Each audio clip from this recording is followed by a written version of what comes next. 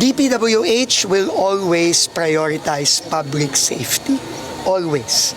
So ngayon, nakikipag-usap ang ating regional office sa Davao, sa LGU, to ensure public safety, first and foremost. Pero, kailangan ding buksan na natin sa lalong madaling panahon yung Bukana Bridge at yung mga roads. Kasi, kawawa din naman yung mga kababayan natin na grabe yung dinaranas na traffic. So, balanse yan ng public safety and yung convenience ng mga kababayan natin.